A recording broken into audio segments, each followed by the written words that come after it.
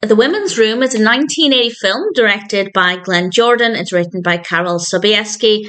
And we have a cast including Lee Remick, Colleen Dewhurst, Patty Duke, Ted Danson. It's because of Ted Danson that I became aware of this film. I read the description and thought, yeah, that sounds like something I could quite enjoy. And having now watched it, I can say I found it to be tremendously boring.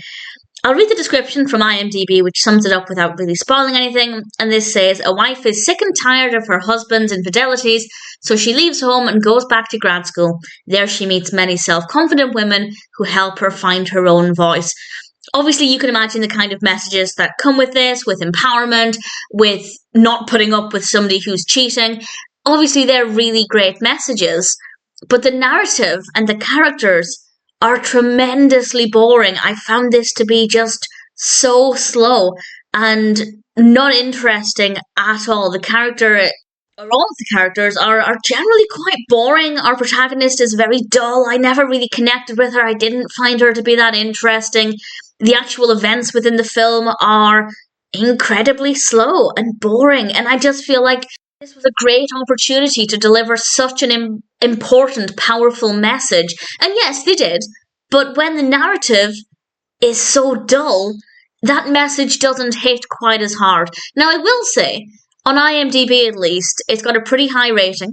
It has 7 out of 10, but that is only across 155 reviews and ratings. So not the largest pool of opinions, but it does seem like some people have really enjoyed it. And if that's the case, then that's absolutely fantastic. But I just thought it was a great concept, very poorly executed. There's nothing wrong with it in the sense that the narrative doesn't make sense or the characters are badly written.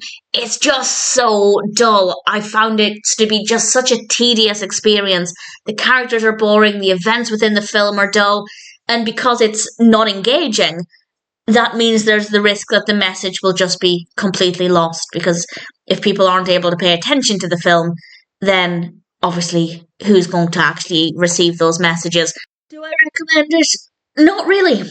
Unless you're really interested in somebody in the cast, for example.